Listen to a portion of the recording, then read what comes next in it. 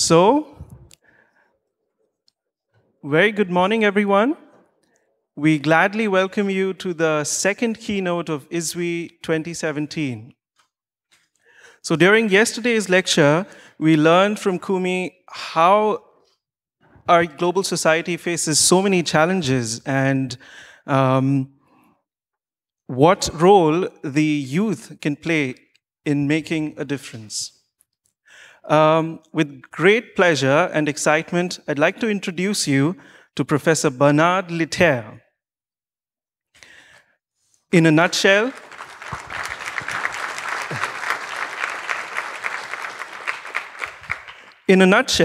Professor Lietaer has made significant contributions to answering the question of how we can reinvent our broken economic system.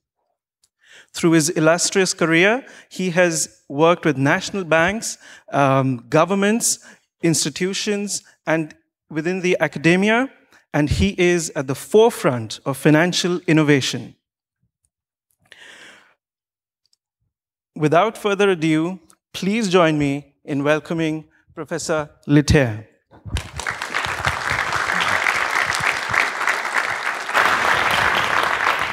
Thank you very much. Well, looked like I had a big party yesterday, didn't you?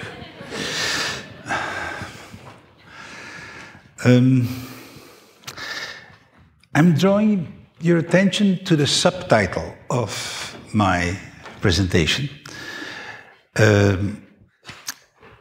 Blockchain and Our Common Future. I presume some of you know what I'm referring to with our common future. Does anybody have an idea why I used that title? I thought you were born then. One of the studies, one of the main key references in sustainability has been a study by the UN, by Brundtland, who was the Prime Minister of Denmark before that, and it's called Our Common Future. And it was one of the first, actually it's my favorite definition of sustainability.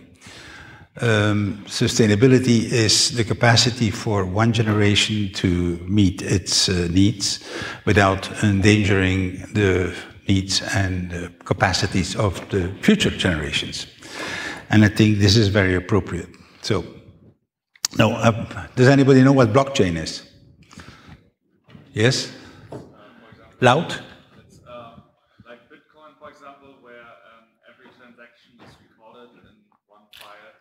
Yeah.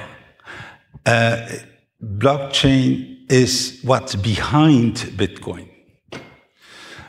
You probably all heard of Bitcoin. I actually am not in favor of Bitcoin. I can even claim it's not really a currency, in the sense that it is more a tool for speculation.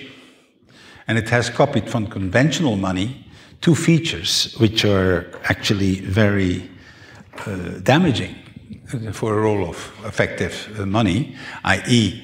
one is the lack of transparency, and number two is speculation, okay, which is what's been happening with our national currencies for the last, I would say, 50 years or so.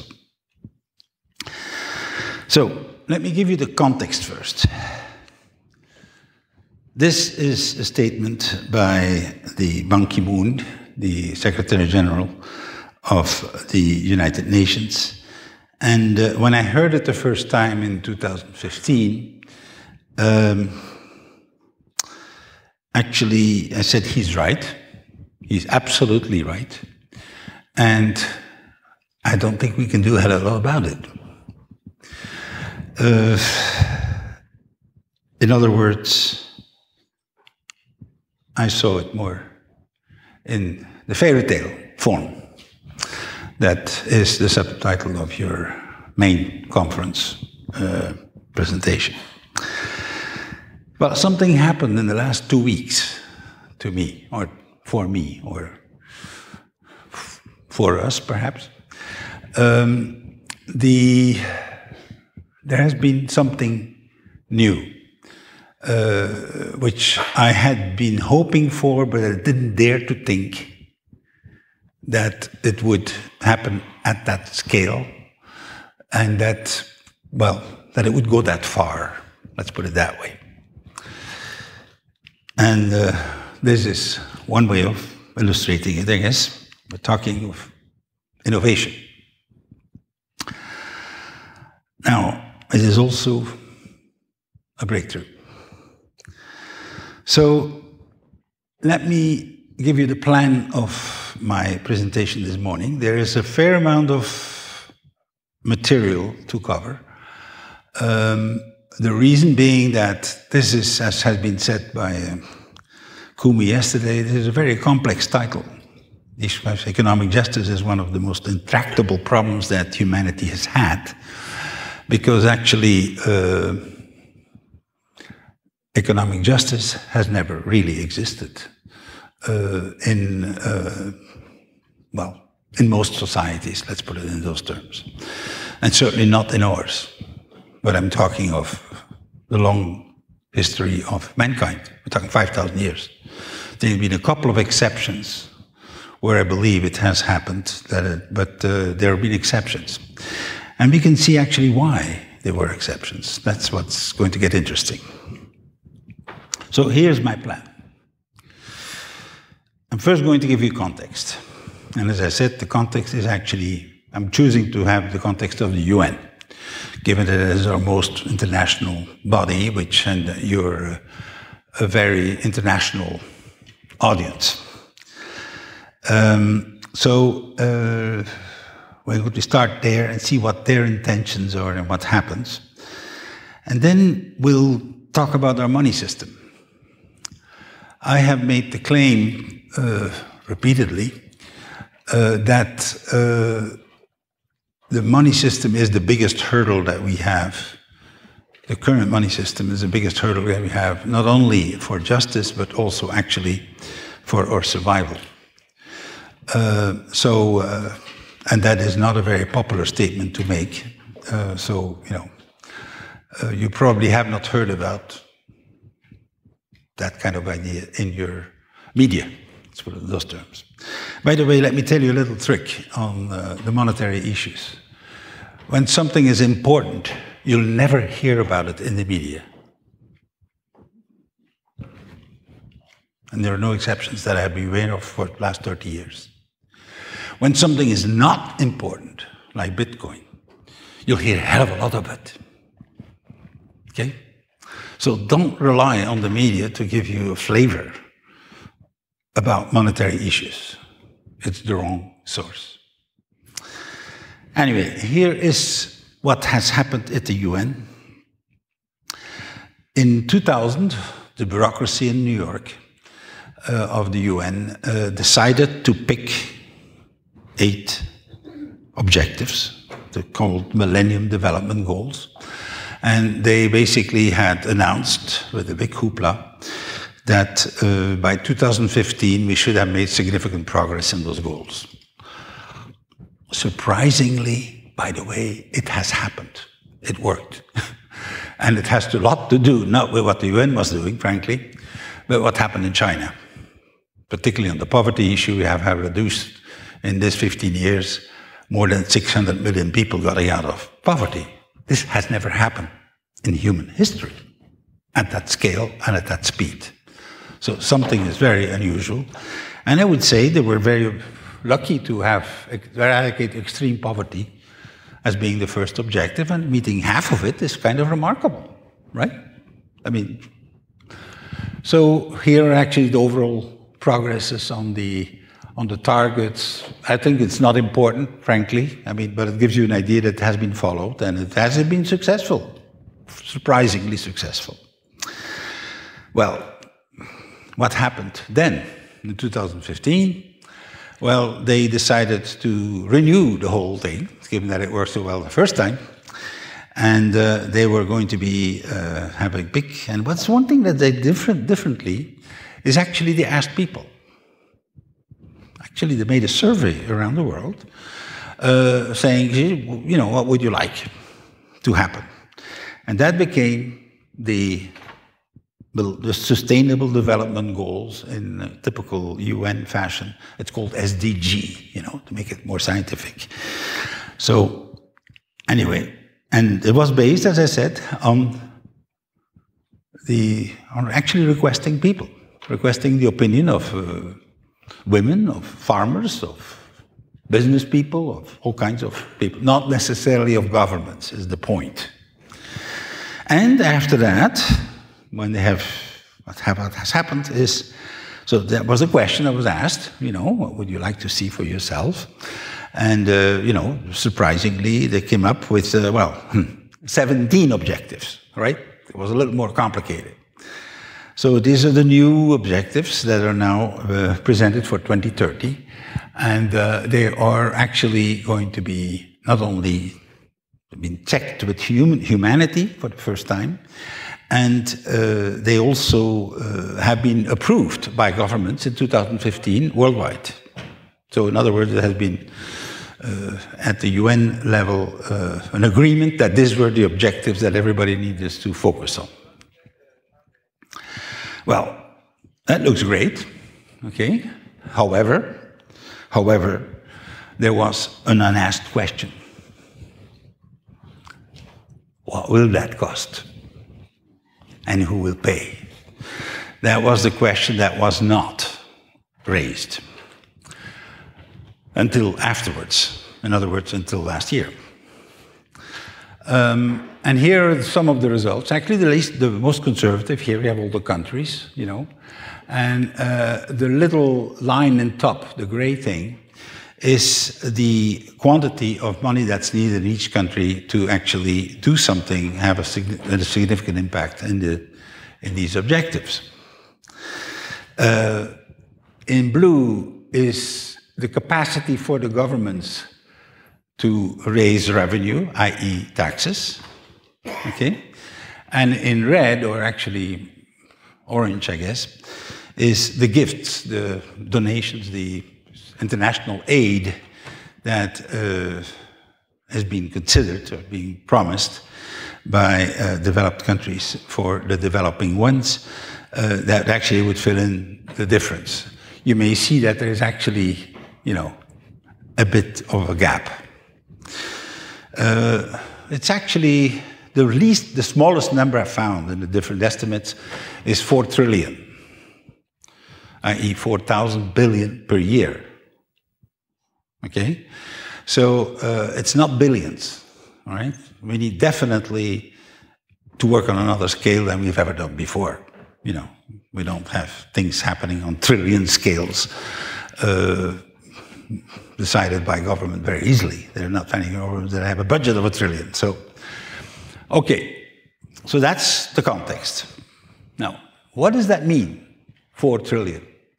I mean, the lowest possible number of all the ones that came up. That's actually between 4 and 10 to be conservative. You know, in other words, the 4 is really a bit of an outlier. We need between 4 and 10 trillion. Well, what does that compare to what happens in the world? Well, here's GDP. World GDP is 75 trillion. Okay? So actually, we're talking 5%. You know, it is not as overwhelming as the first impression. Okay?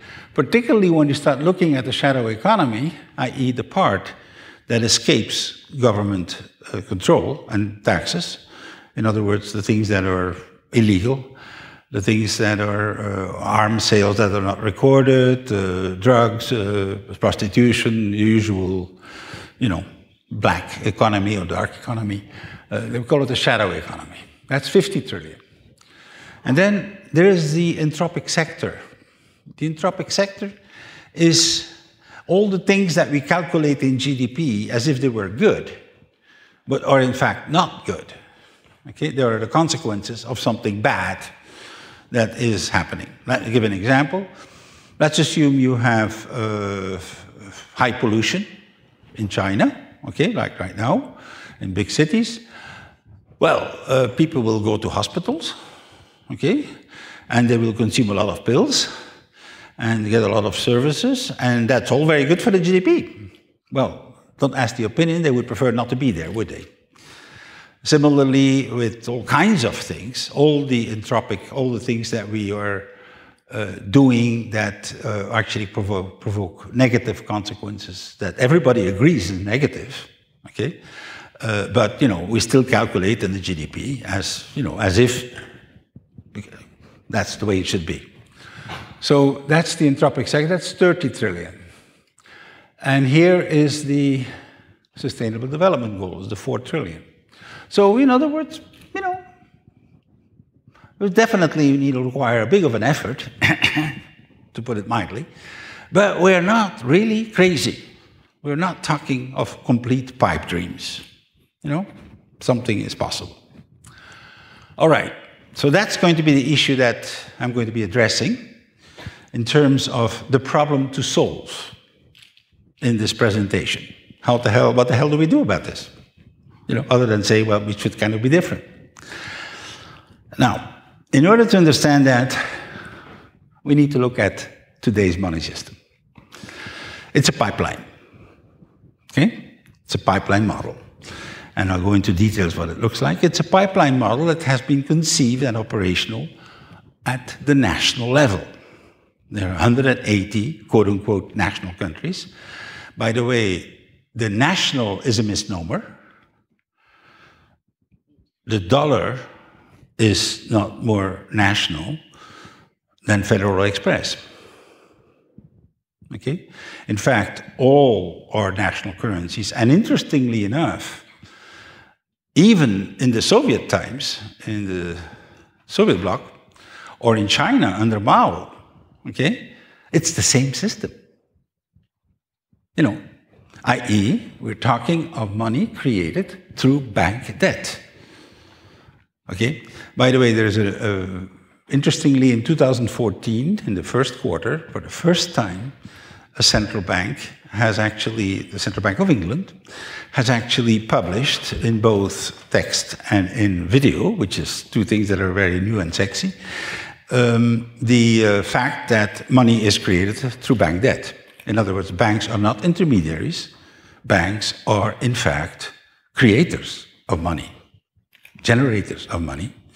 They're the ones who generate it. So how does that work? By the way, if there is anything that I'm saying that you don't understand, stop me immediately, yeah? Okay? Because, my objective here is to be understood. And not, and I'm trying to avoid as much jargon as possible. Okay. Well, here is how it is done in every country. The best analysis that I know of the many is the one by Ferguson. Niall Ferguson is a Scottish historian, economic historian, who is the only guy that I know that has actually had access to the archives of the Rothschild family in the 19th century. So, we actually have the first data from where it was being decided. Because the system that we currently have dates back, has been set up in the 19th century and the beginning of the first half of the 20th century, that structure that we're talking about. So to understand it, you need to look at, well, government on the one side and the financial sector on the other side, and how these two relate to each other. And it's the square of power. It is a system that has been designed institutionally, it's institutionalization of actually making private creation of money permanent. Okay? On the government side, you have two key institutions. You have parliament, and you have the tax bureaucracy. Okay? That is the things that actually, you could say, are controlled by government or actually are controlling government, right? Parliament or tax authorities are linked automatically. On the financial sector, there are two things, two institutions. One is the central bank. 5 of the most important central banks in the world are still private institutions. For example, the Federal Reserve, or the Central Bank of Switzerland, or of South Africa. are all privately owned, and the shareholders are banks. So in other words, it's quite explicit, right? In the other cases, and there are lots of other cases, since the Bank of England has been nationalized in the 1970s under Wilson, the Banque de France has been nationalized in 1948, okay? But that doesn't make any difference in terms of how it works. They're actually performing exactly the same job, and the control is exerted through the board.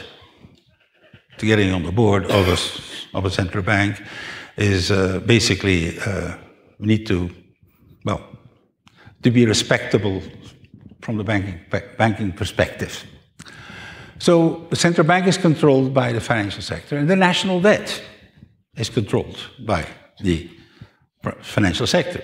The whole rating organizations, which, by the way, again, are controlled by banks. Okay, so it's all kind of very coherent. That all ties together here. Now, how do people, you and I, relate to this stuff? Well, you actually have two ways. You have, in the countries that are considered democratic, you're allowed to vote once in a while for the guys who are going to be sitting in that chair. And you also are supposed to pay your taxes, right?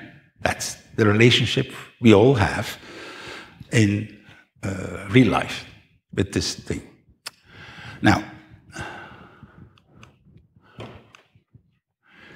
let's look at I want to take the example of Greece, how that system works.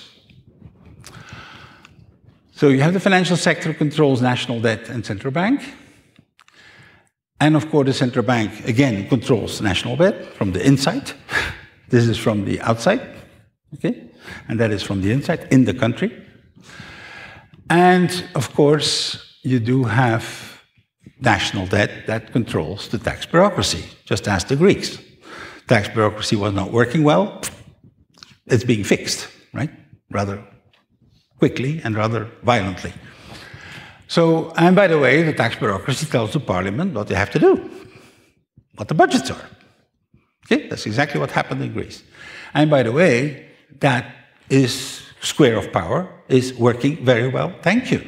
It's still operational today. And the Greek case is a perfect demonstration of it, because you had elections that were saying one thing, but Mr. Schäuble, the Minister of Finance of Germany, said there are rules. Elections don't matter. Well, that's what he's saying, right? The rules are the little red arrows, and elections don't matter. It doesn't matter what you think when we're talking about taxes and money. That's hard stuff. That's not something you negotiate. There's no negotiation possible. So let's look at the Greek situation. The case of the Greek crisis. And here are some of the persona of the thing, Mr. Tsipras and Varoufakis. And he tried to do something, Varoufakis, he had actually a team of 5 people, trying to do basically in the direction of what I'm talking about today. Let's put it that way. It's all very, not official what he did, because he was stopped in what he was planning to do. And there was also a bit of a scandal in the fact that as a Minister of Finance, he needed to hack the computers of the tax authorities in order to be able to design his system. It's kind of interesting that the Minister of Finance has to hack the computers of the tax authorities in order to be able to have access to the data. But anyway, that's what happened. So cartoonists have had a lot of fun with the Greek situation. And I'm going to share some of that fun. That's one of them, right? Okay. With the euros, right? That's another one. Coca-Cola apparently is interested, to make of the Parthenon a nice park. There's things going on similar on privatization of the in Rome of the Colosseum. The Colosseum is now privately exploited, you know. And so, in other words, we're making a theme park out of it. So it's working, right? Here is another way of having fun. All these cartoons actually, I would say they all point to a real issue. They're all valid at a certain angle. You know, when you look at it with a fresh eye, that's what you see. They basically, the Greeks were left with a bottle of ouzo and you know, well, the rock in a hard place. They can't win on that one, right? Here is another one. That's what's, you know, why don't you know this is for your own good, you know, and, okay, is there a problem, you know, is there a problem that you're actually being bankrupt, and, you know, that your pensions are not getting paid and that you don't find jobs, and is there a problem? What's the problem? Everything is fine. That's another way of looking at it. You know, with Mrs. Merkel and Société Générale and all the banks sitting around the table with Mr. Papandreou from the previous administration in Greece, having a lot of fun in the casino, the currency casino that has been arising between us. So, tightening up the belt. And the results are debt and more debt. And that's the whole discussion. Okay, so that was all very fun. Let's go back to serious things, right? So let's look at the pipeline. That's the pipeline model. So the funding for the SDGs, for the Sustainable Development Goals, is coming normally through, you know, top down, through the banking system, with the supervisory level on the IMF and the World Bank and all that stuff for the global activities. And it goes through the banks, and then you actually have the real economy and the Entropic Sector here together, you know, about 75 trillion and here about 32 trillion. And the shadow economy that the governments don't control is there. And out of the whole thing here, we're supposed to extract another 4 trillion to 10 trillion. That is the pipeline that's supposed to go, right? So in other words, the model that we have, the only model that is ever talked about in the media, the only model that ever can exist is the pipeline, right? So in other words, that way, top down. Well, you may have noticed something. A picture is worth a lot of words. The international financial system has a little bit of hiccups lately. And actually it's not, I'm sorry, it had a couple of hiccups, and actually, to be honest, I'm certain of one thing, it's not the last hiccup. Okay, and I'll tell you in a few minutes why it's not the last time that we're going to have, quote unquote, a significant crisis. In fact, we're waiting. I'm willing to bet a good lunch that we're going to have one before 2020. Okay, that's tomorrow morning, right? The reason is this, among other things. This is what's happening. This is the volume of the foreign exchange markets per day. I repeat, per day, not per year. We're talking 5 trillion per day. The Bank of International Settlements makes a survey every 3 years of the volumes of foreign exchange in the foreign exchange market that are happening. And that's the statistics that I'm showing here in this line up here. Here is the growth of the real economy, i.e. everything that's making something for eating, for services, for goods, whatever. I mean, the whole normal economy is at the bottom there, that little sliver, while the volume of foreign exchange has gone off to the roof. Now, in that kind of volume situation, anything. Well, let me put it in an image term. Imagine a dog that's 95% tail and 5% dog, right? And the question is, what will happen to the dog when the tail moves? Well, I can tell you, it's not necessarily going to be very stable. Okay? In other words, that's what we're dealing with. 95% of all exchanges of currency are purely speculative, and therefore, are not contributing to stability or actually growth of the real economy at all. Yes? Now, what have central banks done since the crisis of 2007 and 2008? They have done a new sexy word, quantitative easing.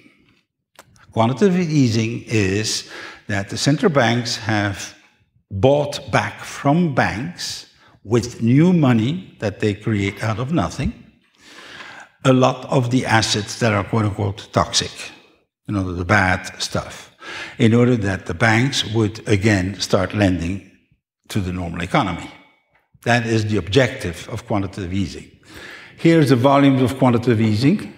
You see the little stipple lines. You have the US is the blue part, the UK is the green part, and the Eurozone is the red part, okay? Now, what have banks done with that money? The answer is nothing. They sat on it. The largest deposits have been happening back into the central bank by banks, saying we don't need this cash right now, thank you. But they were very happy that you take over all the bad stuff. All the stuff that is not working, you can do that, but fine. So, in other words, central banks, the role. I've been at the central bank, by the way. Sankalp talked about that I was at the national bank. National bank doesn't mean anything. There are national banks in America that are just private banks like everyone else. I've been at the central bank, okay? And central banks exist to save banks. They are not there to save governments, to save currencies or economies. To put it in simple terms, they save banks. They don't do anything else but save banks. That's their function. That's been their function all along. So that's why they were created. Okay? That's why they were created, initially by private banks. Anyway, so in other words, quantitative easing is basically not working at all. At all. Right? It's a charade. Another bit is what happens to debt. Here is the indebtedness of some countries, we have the list here. They're basically hovering around 100%. A study done by the Bank of International Settlements in 2010 has been focusing on the impact of aging on society, and the impact of aging on debt in society. And have come up that all these countries go to 250 or 300% by 2025, the day after tomorrow, right? Now, I can tell you something. It won't happen. It will not happen. You will not have debt reaching 250% of GDP without a crash. That's guaranteed. So, we're waiting for that to happen. Because one of the nice things about aging is that it's totally predictable. All the people involved are there. Right now, you can count them. And they're going to get one year older next year. It's predictable. You don't need a crystal ball here. It's totally sure. So, we're in trouble on that one too. And the only possibility for governments to reduce that would be to increase their taxes, which, of course, is not terribly popular as an idea. So you would never have a politician saying, we'll do this, blah, blah, blah, and we're going to raise taxes and doubling it in order to get everybody happy with the existing system. So, anyway, in 2012, I made a survey of the kind of crashes that we have lived. Okay? So you have a state failure. You have a currency exit, countries that have to, like the Greece story. You have banking crisis, like we had in 2007, right? This basically was a banking crisis. You have a monetary crisis, there were 208. And here you have sovereign debt crisis, to which we have to add, for example, Greece again. Okay? So, in other words, this has been happening a lot. And again, the media, when they talk about the crisis, they talk about the 2007 and 8 crisis as if it's the only crisis. Have you noticed? It's the first crisis. It is the biggest, admittedly, no questions about it. But there is no much effort to educate people on the fact that this is happening systemically all the time. There have been actually, the average between 2007 and 2010 has been 10 countries per year going to the meat grinder.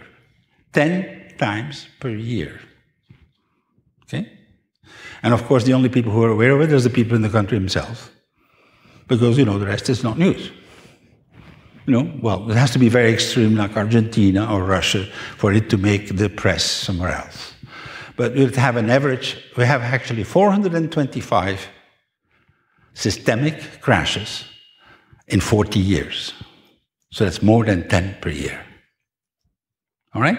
So, and by the way, notwithstanding all that, there are, quote, things like haircuts. You know what a haircut is? After the afro of yesterday, I mean, you should, right? No? A haircut is when the financiers pay a piece. Okay? When there is a crash of some type. And usually, for example, in the case of, well, most crises, the financiers are not the ones who are having to reduce their rules, as Mr. Schauble said, and the rules are that you pay back your debt. Maybe tough luck. Okay? That's the story. Here you have actually a percentage of the haircut. Here, for example, Greece. Okay? So huge. 80%, 70% haircut on a very large volume. Russia is there, you know, 2 times. Anyway, okay. So in other words, notwithstanding the fact that the squeeze is put on the people, actually even the financial system itself is not coming out of this unscathed, you know.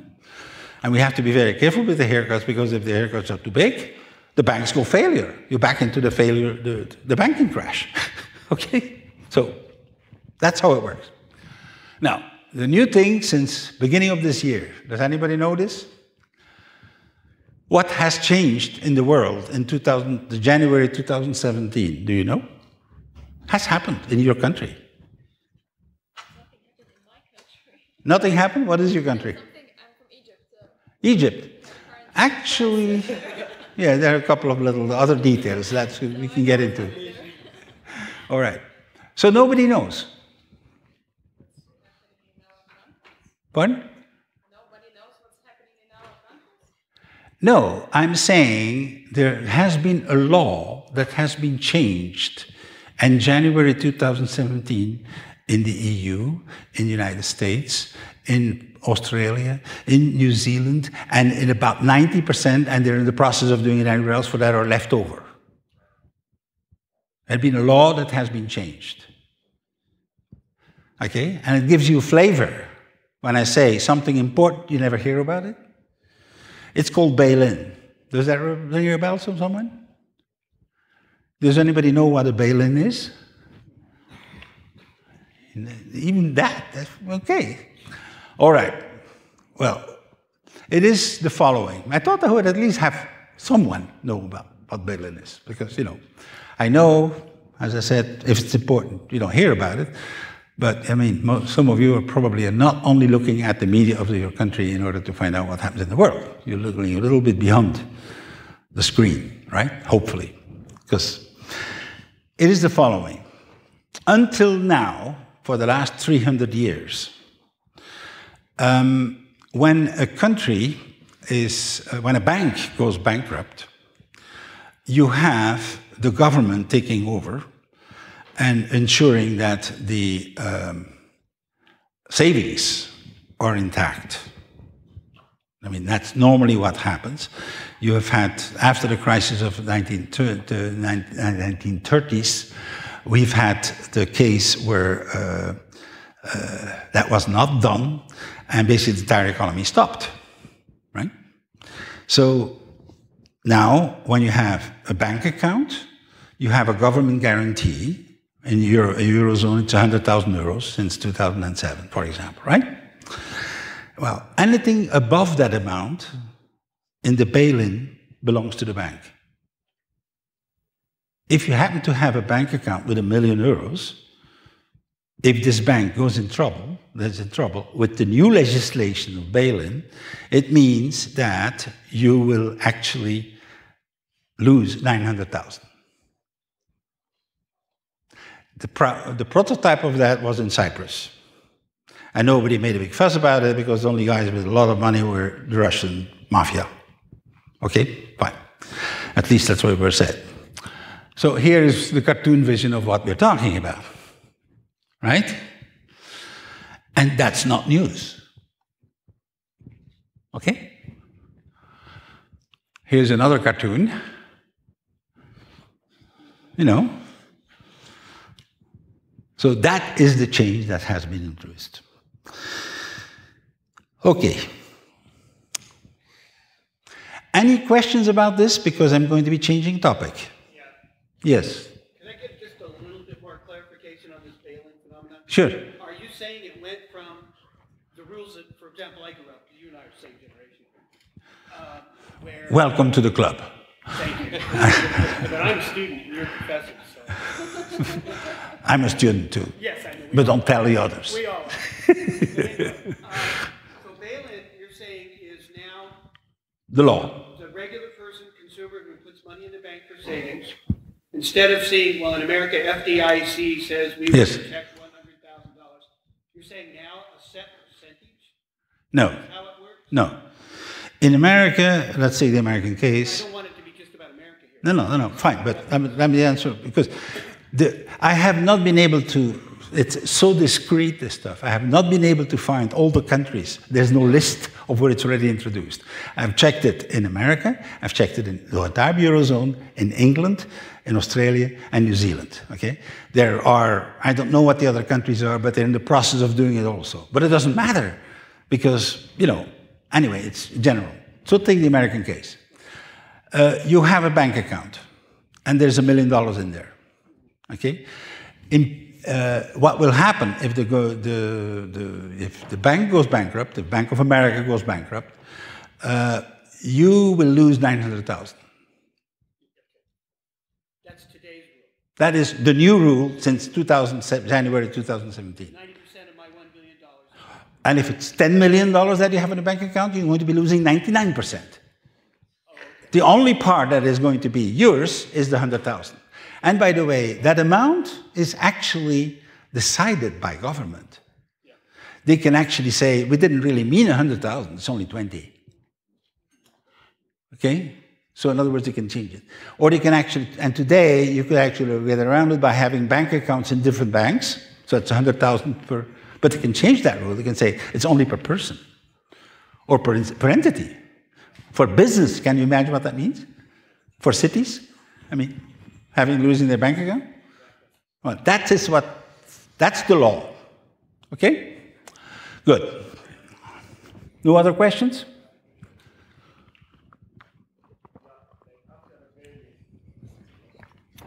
Yes.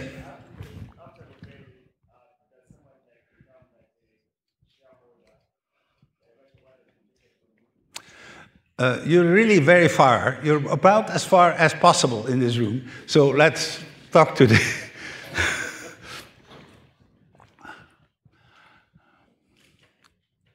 Actually, I have two questions. The first one, does someone become a shareholder after bailing the bank out? Then the second one was about companies like Google that own other companies. Yes. Yeah, so if they came after them, let's say if they came after Alphabet, would that apply to all the other entities? Okay, I'm sorry, I have trouble understanding your question. What is, can you repeat the question? Only the question. The first question was that if they come after the bail-in, do you become a shareholder in the bank? No. No, you lose your money. Ouch. Okay. All right. I mean, no. The law says that any amount that is not insured by the government belongs to the bank. That's what it says.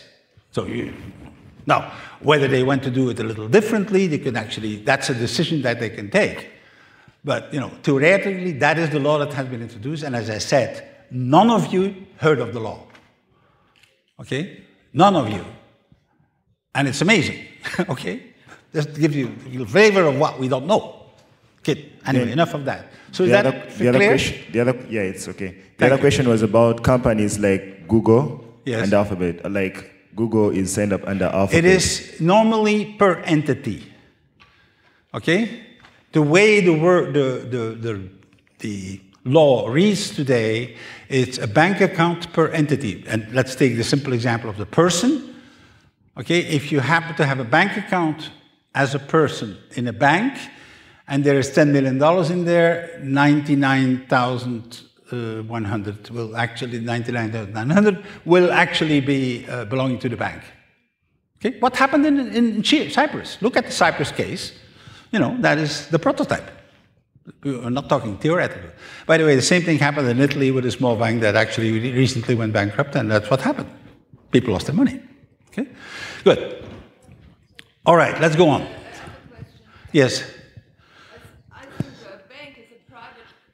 Yes, not all of them, but fine. Yes, most of them are. Yes. Of course they are. Why should the government insure the money for a private company?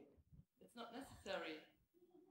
When you give your money to a bank, yes, it's money you. The bank is going to do a mistake. Yes, we're not talking mistakes. We're going bankrupt here. The bank is going to do a mistake because they didn't do the business properly. So why should the government take the tax and insure the money? Okay. All right. First of all, we're not talking of a mistake. We're talking of a bankruptcy. It's different. Okay? Well, bankruptcy is a consequence of a mistake. Yeah, but I mean, we're talking legal territory is my point. Yeah. Talking legal territory. And it's not a question of a mistake and a discussion about it. When when a bank is declared bankrupt, that is the act when it happens. Now, I see your point that you say, why should government insure anything? Well, until the 1930s, that was the case. And in the 1930s, the banks went under in America particularly, basically everybody lost their money, right? That's it, as you're saying. And since that time, we have the FDIC, the Federal Deposit Insurance Organization, and it has been introduced in every other country that makes sure that the people don't lose their money when the banks go bankrupt, because it's not their money. It's not the money. It's the people themselves who own the money, right? So that's it. Now, I'm not saying they should insure the entire amount. Well, that's not the idea of the private banking system, actually. Well, I'm just saying what happened. Thank you. I mean, I don't understand. Are you saying we shouldn't have insurance at all? Is that what you're saying? We had this before. Actually, I think so, yes. That's the social, that's our economy, and that's the idea behind it, actually. When a company is going bankrupt, why should the government insure it? Because it affects everybody else. It doesn't affect just the bank. It affects every rest of the economy. But we are not living in a social social economy. We are living in a private economy. Okay. Look, I'm just saying we're describing facts, not preferences here. There has been preferences for introducing some insurance to people. And I'm saying, normally what has happened until now was not that the money belonged to the bank. Okay? You were in court and you got your money back. You got in the list of the people who were creditors to the bank. Now that's not that way anymore. You're not a creditor anymore. If you have $10 million in the bank, that was your problem. Exactly what you're saying. That's it. It's change. That's all I'm saying. But you may not like it, well, fine. But it's a change that nobody has heard of. All right, let's go on. The next topic is rather different. It is the physics, we're talking of physics, of complex flow networks. Why am I talking about complex flow networks? Well, what is an economy? An economy is a complex flow network in which money circulates, right? Do we agree that it is a complex flow network in which money circulates? Complex means that there are many interactions all over the place, right? And so the pipeline is not complex, but some that has many, many different interactors and many possibilities of different ways of reacting gives you the complex flow network. Anyway, but there are lots of complex flow networks around. Your immune system is a complex flow network in which information circulates, mostly in the chemical form. Your a natural ecosystem, the Lindenberg, is a complex flow network in which biomass circulates. And that circulates not only through plants, but also through animals that eat the plants and the animals that eat the animals. The electricity here that we have in this room has been delivered here through a complex flow network in which electrons circulate.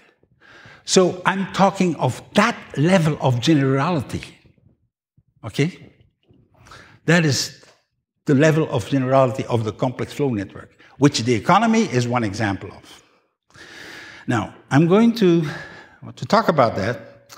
I will actually have to ask you to have a paradigm shift. Paradigm shifts are apparently the hardest thing that we can do as humans, because it actually takes away the rug on which we believe we are standing, right? The certainties, the things that we don't question. And I'm going to have to ask you to shift the paradigm to deal with this stuff. Okay, so here it is. The two most important common sense paradigms, people never question. In the West, dating back from Aristotle formally, but it was existing before, the entire way of science in Western science is actually cause and effect, right? We're dealing with cause and effect. I do this and that happens, and do this and that happens, and I do it again and differently, and fine. So cause and effect is the sacred rule to understand reality. Well, one of the things that is a consequence of that is you have a cause of a cause of a cause of a cause, right? So you need to go back with Aristotle to the primordial cause. We need a God. We need a logos. We need a monad. In science, we need a Big Bang. We need this because our cause and effect analysis requires it. You need to have the beginning of something. So, is that the only way? There is another way. And it's coming from Asia. Are there any Chinese here? No? Yes? Okay, great. Anybody from Korea, Japan? I mean, basically the Asian. Anybody else? No? Well, you're representing only about half of humanity. You're welcome. Okay. Well, the insight is much, much older than Aristotle. We're talking of, actually, it has been traced back to shamanism in Siberia. So Siberian shamans had the vision that we're talking about here, and that was incorporated in early Chinese literature. The first Chinese writing by the Yellow Emperor, the mythical Yellow Emperor, is actually a medical treatise about that model of reality. And it basically says the following: all living systems emerge from yin-yang. How does that mean? At the beginning, you have the void. Okay, you have the void, nothing. And in the Western view, you need to have something happening, the Big Bang, okay, in science, that actually gets things going. You need to have a beginning. You can't have things appearing out of nowhere without a cause, quote unquote. Okay, in the Taoist viewpoints is you have the void, the same void, but out of the void comes duality. Yang and yin. And the dance of yin-yang is what creates reality. So there's a continuous creation process going on. We're in the middle of this, in that view. Okay? So, what has been happening, the work I've been doing with Bob Ulanovich, who is an American, who I'll talk about in a few minutes, professor at Maryland University, one of the founders of quantitative ecology, we actually have been able to show, demonstrate, and I'm using the word precisely, that this vision of reality for living systems is valid, more than this. So it's kind of interesting, right? Here is one way, a statement of some Chinese philosophers. The motion of yin and yang generates all things in nature. Yeah, fine. Sounds very romantic to us, right? I mean, you know, what the hell? Particularly when they start looking at what is yin and yang, right? Then you have the yin and yang, and here is the yin, okay? The negative, the moon, the dark, and all that. Okay, the sun, light and dark, cold and hot, and all that stuff. So, you know, it's very vague and it's kind of all pervasive, right? But that's what works. So now, of all these things, and everything is yin-yang. Everything that you see is yin-yang. Landscapes are balanced in yin-yang, and people are, and diseases are, and all that stuff, okay? And plants are, and all that. Okay, good. Now, of all these yin-yang features, I'm going to be focused on this. By the way, I'm using Taoist, because Taoism has actually 5th century BC, right? It was the formal classification, the formal presentation of the Yin-Yang theory. There have been lots of them before, but that's the classic form. Just like Euclid, you all have heard of Euclid. When you learn geometry, you're learning geometry through Euclid. He was not the inventor of all these rules. He is the one who systematized it. He put the axioms and then the stuff and, you know, built the whole structure that we know as geometry. Okay? Well, here is what, out of the Taoist vision, which, as I say, is actually the formal way, and it's the best, the most developed form of it, which I use as a reference. You have yang coherence, you have yang coherence, and you have yin coherence. And actually, the best way to understand the coherence is to look from the bottom up. Look at a worldview that has transcendent God, a God invisible in the sky, you know, who basically directs it all, right? Who has created it all, and without a girlfriend, right? So, in other words, that vision, okay?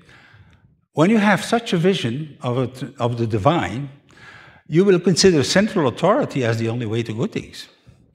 And hierarchy is a way to make it happen. Bigger is better. Technology dominates. Peak experience, having, doing, efficiency, competition. The yin side of that is there. So instead of a transcendent God, you have an immanent divinity. Everything is divine.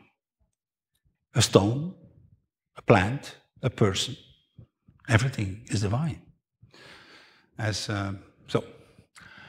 And And from that viewpoint, mutual trust is the way to organize it. Egalitarian works best, small is beautiful. So in other words, our friend, author of that book, was a yin coherent provider. Endurance, being as opposed to having and doing, and resilience and cooperation instead of competition and efficiency. So have you perhaps noticed that that thing is kind of missing here? The entire field of sustainability is about what's missing here. Is that accidental? Why is that? Well, let me give you the key. It has to do with money. And we'll talk about that in a few seconds. But first, again, I like images. The joke has lasted 5,000 years. Okay? Yin has been considered inferior for 5,000 years in all patriarchal societies. Okay? By the way, I find it very interesting that 20 years ago, in this audience, you would have very few women. In my classroom, when I finished my studies in engineering, we had 35 students. In the final class, there was one woman. Okay? Now, engineering may be a little tough, but anyway. Okay. So, there is something happening. Okay? Something has been shifting.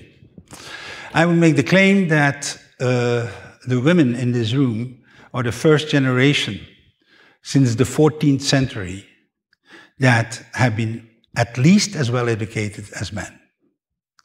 The last time that was true in Western society was the 13th, 14th century, with the exception of the Central Middle Ages, which I'm going to get to in a few minutes. So anyway, so I said this has to do with money. Well, why? Here's my definition of money. You may notice it's not the usual definition of economics. The usual definition, they say it's a medium of exchange, it's a standard of value, and a store of value, right? Wrong. Repeat, wrong. That is the functions of money. You understand the difference? The functions of money are not the same thing as the nature of money. And it's a trick. Because once you have defined, imagine a language in which the word transport does not exist. We only have the word horses. Okay? So when we talk about anything that transporting, we have to use the word horses. Do you think there is much of a chance that in that society, there will be people inventing a bicycle or a car? No, they perfect horses forever. They'll perfect horses forever. That's what we do with conventional money. By defining it through its functions, you take away the possibility of changing it. Okay? Fine. So here is one way of looking at it. So by the way, so let me go into the young currencies. Conventional money, bank debt money, as issued by a central authority, banks. It's a monopoly, hierarchical control, scarcity-based. Scarcity-based, let me give a quote from one of the textbooks of monetary economics. It says, bank debt money needs to be scarcer than its usefulness. I repeat, bank debt money needs to be scarcer than its usefulness. In other words, people are not supposed to have enough money. You know what will happen if everybody had enough conventional money? Hyperinflation. It becomes worthless. Is that the nature of money itself? No, that's the nature of that kind of money. You start seeing the traps here? Okay. Now, this is basically all features of conventional bank debt money. It's an extreme young construct. And I make the claim, by having that kind of currency as a monopoly, you will always favor this. You're feeding in society only these values. You're blind to the others. Here are the yin currencies. This yin currency is a currency issued by the users themselves. Why not? Eggs. I'm an egg farmer. Eggs. Value to someone, right? I mean, by the way, there are lots of things that are available that have a value to someone that are possibly could become a currency. It needs to be open democratic control as opposed to hierarchical. It needs to be sufficiency. The opposite of scarcity is not abundance. Another trap. It's sufficiency. Okay? You need to have sufficient money, which is different from having overabundance of money. Okay? It promotes cooperation, and it has actually an incentive to circulate in the most sophisticated civilizations that have been using this. What does that mean? Here we have interest, right? An interest is a feature that makes it possible for, if I have money, I receive more money, right? I put the money in the bank and I receive more money. Fantastic, right? So in other words, it's self-feeding, positive feedback loop. There is something that is completely gone out of fashion. The word is coming actually from railroads. We needed to use it from it. There is a demurrage fee in this currency. A demurrage fee is a fee that you're charging on the deposit for not using the money. Okay? The opposite of interest. Sounds strange, doesn't it? It has existed. And actually, the word comes from railroads. You know why? At the beginning, in the railroad tracks in the 19th century, the railroad companies would penalize people who would have a railroad track. The only railroad companies make money when the wagon circulates, right? They penalize it for not using it. If you let it sit in front of your deposit for a day, we charge you for the day. That's the mirage. The same thing can exist in money. Okay? And by the way, this sounds strange, but it is possible. We have had civilizations. Egyptian, Dynastic Egypt has been using this system for several thousands of years on their currency. Okay? In the Central Middle Ages, we have had currencies with demurrage fees on it, very widespread. Okay? There were lots of different currencies, a whole population of currencies, and the key ones had a demurrage fee. Anyway, so that's the opposite, the parking cars for money. Now, what does that do to money? What would happen if you had a currency in your pocket that will have a fee for you not using it? What will you do with it? Yes? Spend it. Yes. Spend it. And what will people do that you receive it from you? They will spend it too. It will circulate. It's a pure medium of exchange. It's not a store of value. The stupidest thing is to put it in your pocket and hold it there. Right? You see the point? How the dynamics change? So anyway, that's yin money. Okay. If you classify all societies in history in two boxes, one is the Patriarchal Societies. Okay? And the second one is the matrifocal societies. Okay? I'm using matrifocal, not matriarchal, because I claim actually there's never been a matriarchal society. In a matriarchal society, the male would be reduced to procreation, which is what happened in patriarchal societies with the women. Okay?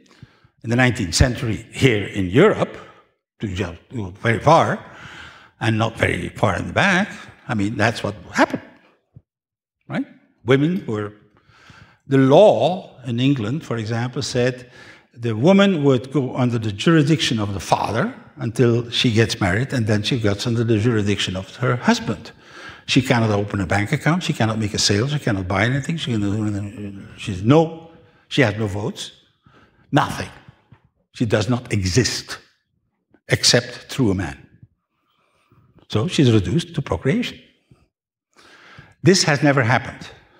This happened, the story of the Amazons in the Greek mythology is such a society, and it's a myth. There's never been a society in which the males were reduced to procreation. Anyway, that's why I use matrifocal.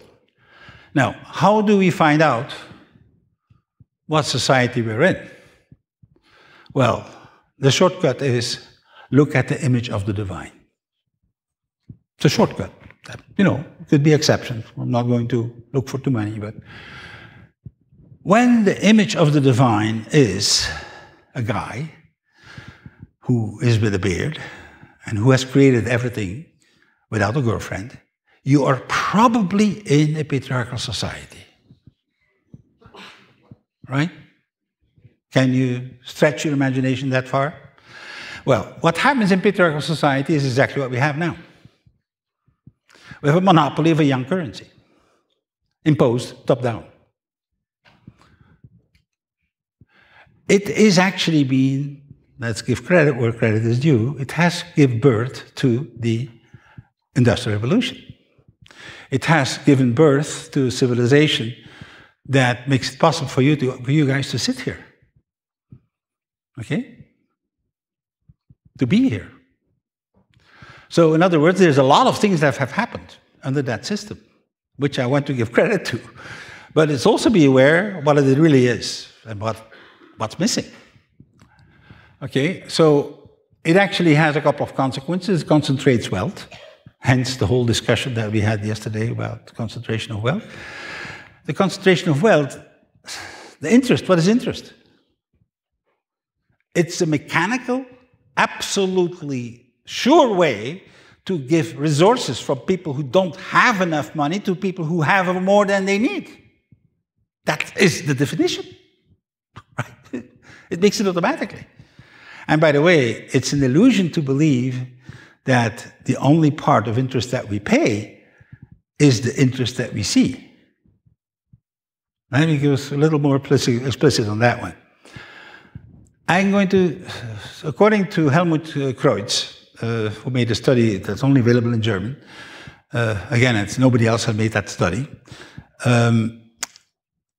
about over a third of the resources are pumped from the 80% poorest people to the top 10% without anybody knowing. Why? I buy a car. I buy a Volkswagen. Okay? Volkswagen has debt. It has bonds. It pays its interest on those debt. And it's included in the price of your Volkswagen, right? Good. Now, it buys the steel from a steel company, right? That has debt. And the steel company includes the price of its debt, its interest, in the cost of steel. Otherwise, they go bankrupt, right? And the mining company and the equipment company, and basically, when you are, all right, a third of the cost of garbage collection is interest in that way. In Germany, in the 1990s, in the 1980s, sorry, in the 1980s, when interests were very low in Germany. Just imagine what it would mean. They were 5%, 6%. Okay? So with 5 or 6%, a third of, of everything you buy, conservatively, is actually interest and is being transferred back to the top. That is why it ties in with patriarchy. What is a patriarchal society? You have a guy at the top who needs an army to protect whatever he has, okay?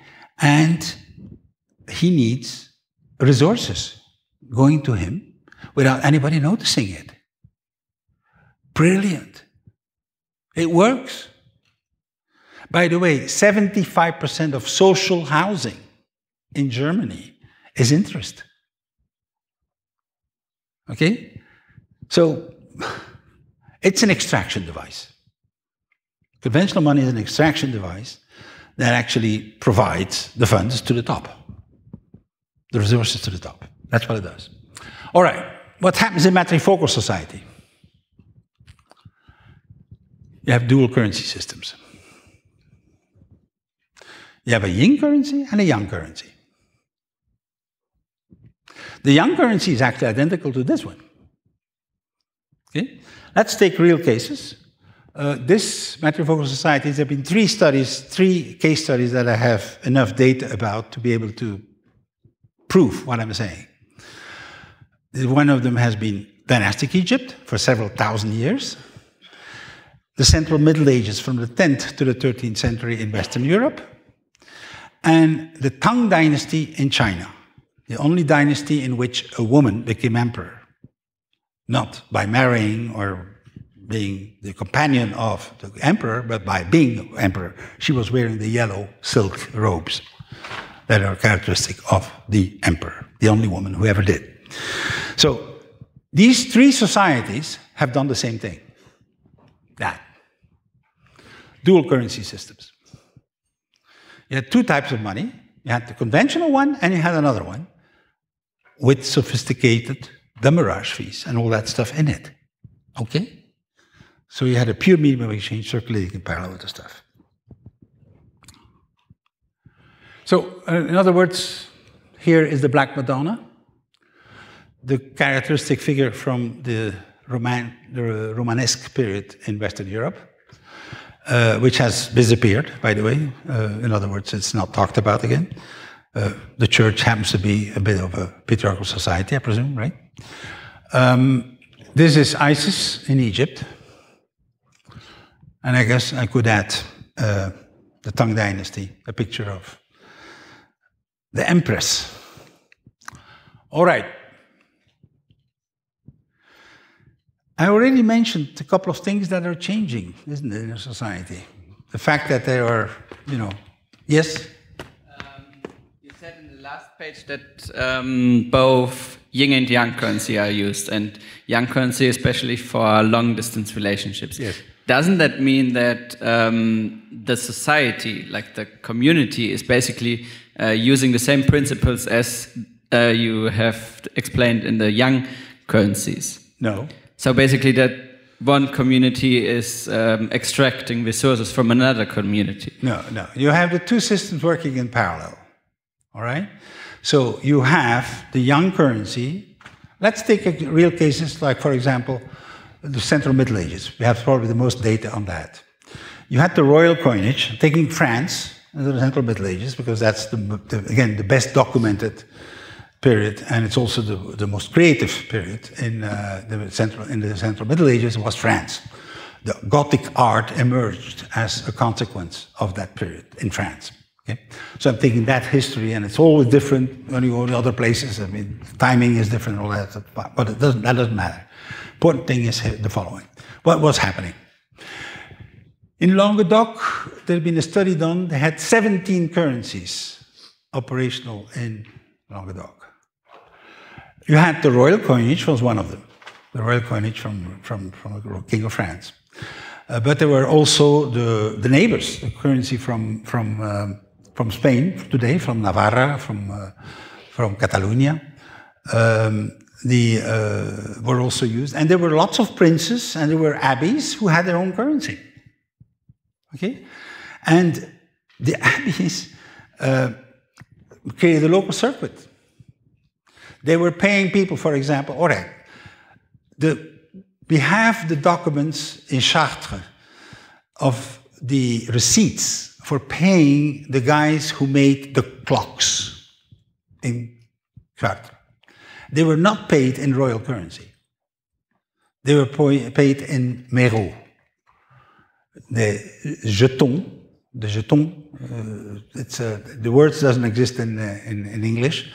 So le Meraux is the French word for that kind of money.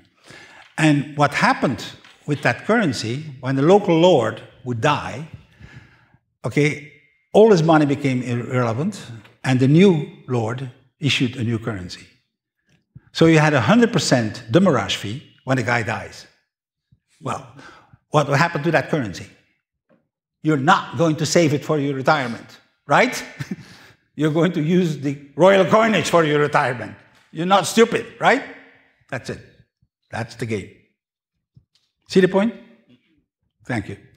Okay.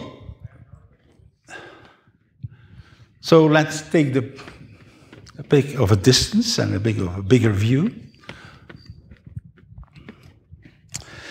Something is happening in our society worldwide, and it's a welcome thing. It's the re-emergence of yin. And this is not about women only. It includes that. Actually, I would say relatively secondarily, it's about women. In the whole physics, Newton physics is yang. Totally predictable, totally controllable. And by the way, it only works because for the two planets, you know that we never have had the Newtonian equations, and they've been proven by Poincaré that it would never be possible to have Newtonian equations explaining the behavior of 3 planets. And we're dealing with 9 or 10. It works very well when you take the Earth and the Moon, and it works well when you take the Earth and the Sun. But don't go more complicated. It can't carry it. That's physics, right? We're not talking here of preferences of or about women, right? We're talking about this, very broad. Quantum chaos complexity theories versus Newtonian worldview. Pervasive everything. My work is based completely on it. Internet. It's the first yin space. You know what's fascinating about yin spaces? Everybody has access, and you can't make it exclusive. I can't say, okay, that's mine, and you can't build there. It's gone. Everybody can say something, and everybody can do something, and everybody, hey, very, very, very big mutation. Holistic medicine. How many of you are using exclusively Western medicine? Okay, you're a small minority. That's all I'm saying. By the way, this is typical. Even in America. America is the most behind in that field. Okay? And by the way, let me remind you, only Western medicine is being reimbursed.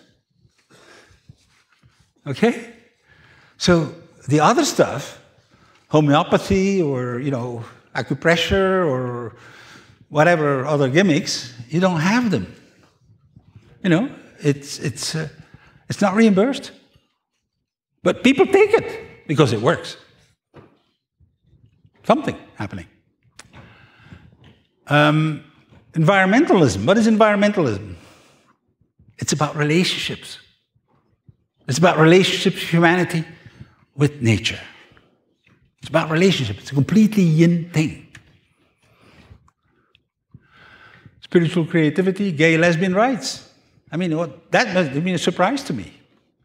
The speed at which the gay and lesbian rights have actually become completely normal. They were not that way. The 19th century in England, you were sent to prison. Okay, that's it. No discussion. It was criminal. All right, so this is one way of putting it. Okay? there's also something else happening in society.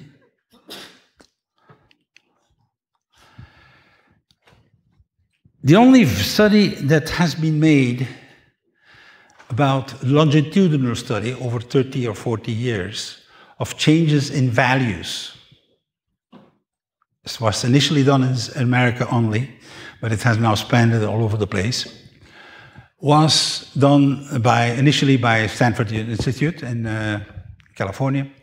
On following, there are literally hundreds of studies of the color of your car and what kind of food you give to your dog, and I mean, lots of studies, market studies. On values changes, there's only one study. It's the only study that I have found so far of tracking changes in values over time. And what happens is, if you were in 2070, you actually had two societies, two subcultures. You had the modernist, and to find out what the modernist is, turn on television. You're in a modernist world, okay? Everything there is modernist. It's a worldview that is ours. And the second one is the traditionalist, which is slowly going down in numbers, but is actually increasingly violently active in terms of political activity, because they're the children of these guys, of the religious conservatives, are not staying there. They become modernist. And the modernists become a third group. In 1970, we did not know whether they were there. They're 3%. i.e. the error of the survey was in the order of magnitude of 3%. So we're not even sure that they were there. Today, they're over a third. Okay? And I would make the claim that every one of you are. Otherwise, you wouldn't be here. Okay? Modernists expect that the environmental problem will be solved by a couple of technical fixes. And the question of justice, that's kind of for romantics, right? So anyway, something has been changing. And I think that's what we're part of. Now, how am I doing time-wise?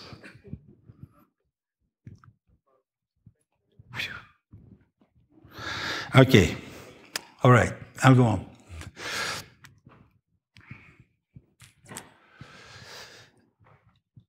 My colleague, Bob Ulanovich, I already mentioned him, one of the founders of quantitative ecology. What did he do? He measured in milligrams per square meter per year what happens in different ecosystems. Okay? It's a hobby like any other, but it's a special one, right? So he would measure the milligrams of biomass that is moving through the Lindenberg per square meter per year. And he would do that for many different ecosystems. And when I met him about 8 years ago, he had enough cases to actually ask the following question. What else do they have in common? We already know one thing they have in common. They're all sustainable, right? Otherwise, they wouldn't be there, right? The natural ecosystem is there. Nobody is planting the seeds. Nobody is putting the water on top of it to make sure that it happens, right? It's not a garden. It's what emerges spontaneously. So we asked the question, what else do they have in common? Do they happen to have other things in common? All these different ecosystems. And lo and behold, we were very lucky. We found that all natural ecosystems have a balance between two competing variables. One of them is efficiency, and the other one is resilience. Okay? And these two are actually the result from 2 structural variables only. It could have been 10 different structural variables that are affecting it, like the viscosity of the fluid that goes into the pipeline or something, or in the ecosystem. I mean, it wouldn't work. They are in diversity and interconnectivity. Diversity and interconnectivity are sufficient to explain the structural behavior patterns of a complex flow network in terms of efficiency and in terms of resilience. Now, these 2 variables happen to be structural. They depend on the structure of the network. So 2 networks with the same structure will behave the same way. So what does that mean? If we can actually bring the knowledge from the field of ecosystems into economics, because the structure is the only thing that matters, right? So it's like I said, you know, actually we have this case in the electrons. Have you heard of the blackouts? The big countries, a quarter of America, a quarter of India, Thailand. Any Thai here? No Thai? Okay, anyway, Thailand, the country went completely dead, electricity-wise. Same problem. They were pushing efficiency too far. It's when they get developed enough to actually get efficient about it, trying to have more efficiency, that the whole thing collapses. So, money in an economy plays the same role as biomass in a natural ecosystem. So, huge. What did Newton discover? He discovered the universal law, right? That says a mass of any object will actually have the result of gravity. And it applies to both an apple and the moon. This is not a metaphor. He didn't discover apples are like the moon. No. Okay? When I talk about money playing the role of a natural ecosystem of biomass, you heard me talk about a metaphor. You did not understand that it is a law. And it is a law. Bogdanovic discovered the universal law that applies to the structure of any complex flow network. That includes both the natural ecosystem and an economy. This is huge. It's the proof that a monopoly of single currency has to be unstable structurally, which is what we have. 10 crashes per year. Okay?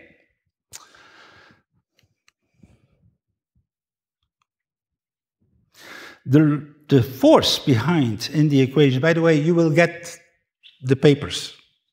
I'll send the papers in the proving this. Okay? So, how many of you have a background in mathematics sufficient for getting to integrals? The majority.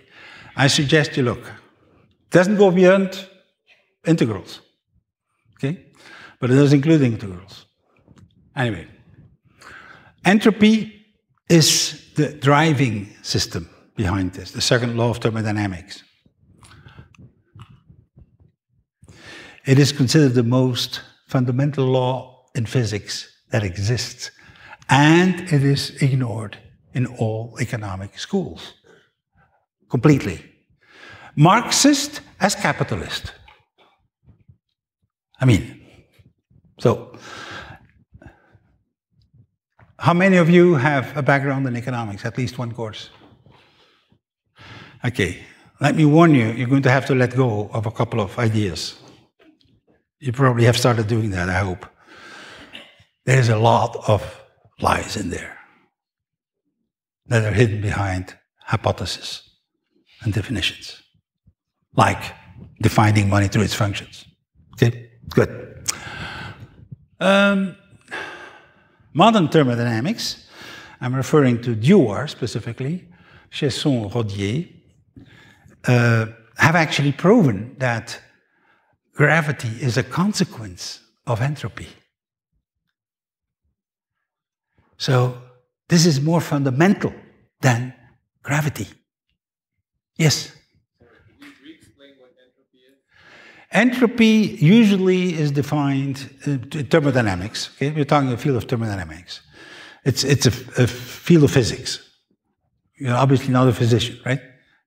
Okay, but, and it has to do with things, initially it had to do with temperature and work possible. There were the whole, and the beginning of work that can be done. That was the beginning of the research on thermodynamics in the 19th century.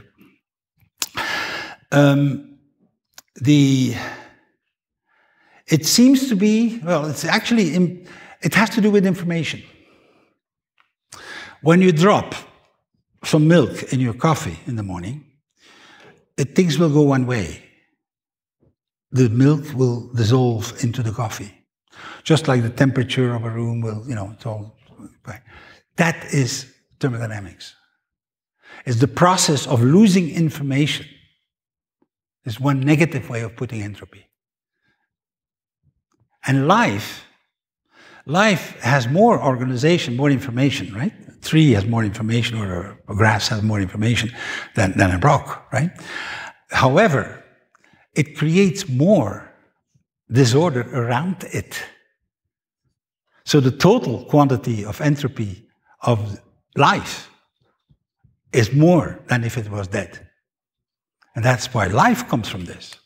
So you can, this is going pretty deep, right? And very, very, very solid science. Very, very solid science. Okay. Now, we can actually now prove that it's actually also the entropy is the cause of gravity. So the law I have been telling you about, that we don't call it that way, but we probably should call it like Ulanovich law. The Ulanovich law about the structure of complex flow networks is it's driven by entropy. Now, here's how it works. Here is efficiency and resilience, the two polarities. By the way, you can replace yin and yang if you want to. Here is yin and here is yang. Efficiency is measured by the quantity of throughput of the network per unit of time, GDP per year, kilowatt hours, And resilience is the capacity to adapt, to resist, to change from a disturbance, a scarcity, a problem of evolution. So there's one optimum. We're very lucky. It could have been multiple optima. Okay, and it would be very much more complicated to understand this stuff. We have a single optimum, and when you have excess over that optimum, you're actually producing efficiency, more efficiency. It will create collapses. And if, on the other side, if you have too much interconnection, too much diversity, if every German issues his currency, you know what will happen in Germany? Nothing. Total stagnation. Okay? Too much diversity. And on the other hand, we have, of course, the conventional system. All natural ecosystems, from Ulanovich work, fall in that little range there. They're at 97, 98, 99%, 100%, all of them. And they're all having more emphasis on resilience. This curve is steeper here, it's closer to this one, than on efficiency, right? That's what we call the window of viability. That's what a financial system is. So what will happen? A collapse. And how does a collapse happen? It changes from there to here. If you have a total collapse, like you had in Argentina or in Russia, where the currency and the banks are closing and everything stops, kind of thing, you actually have survival barter. Ever becomes currency. My shirt, my shoes, that's the extreme there. Now what happens, let's assume that I'm dropping a bomb on Lindenberg, an atomic bomb, right? And I come back 30 years later. What will happen? There will be another system growing up there. How did that get there? That way. Come up from here, slowly up to there. Climbing, reducing the diversity for the species that are the most best adapted to the local new circumstances. Now, what do we do with conventional money when you have a collapse? Rebuild it, à l'identique. Let's do it again and again and again. As Kumi said yesterday, if you have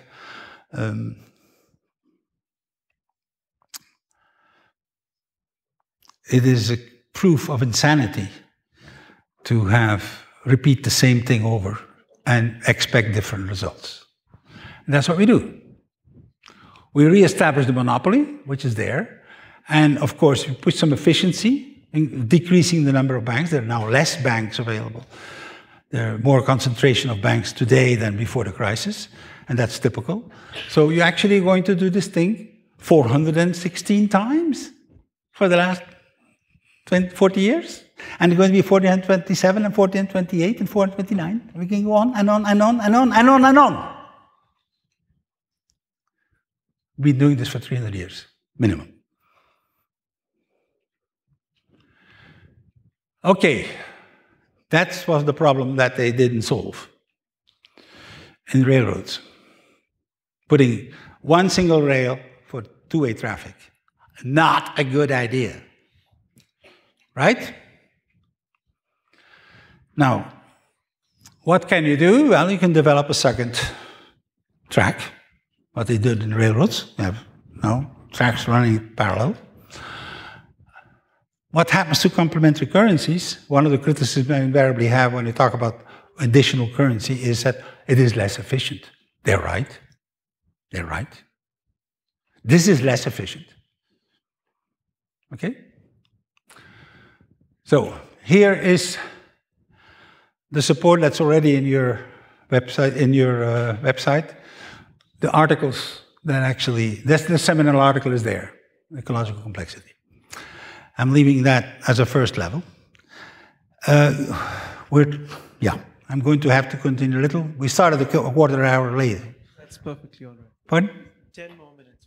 No, well, 15 minutes we had. Sorry. We started 15 minutes late. Okay? Let me go on. Towards a monetary ecosystem. In other words, let's learn something from nature instead of fighting it. We're going from this to this. This is more efficient. This has more timber per unit of time, per year. Right? However, if you drop a cigarette, it's all gone. Okay? You better don't smoke here. So let's go back to where we started. Sustainable Development Goals. I believe that we have two things that we can do now. One of them, we can do this, and we should avoid this. And I'm making the claim we shouldn't go halfway. With half the quantity of money, you're going to get half the results. Not good enough. Not good enough.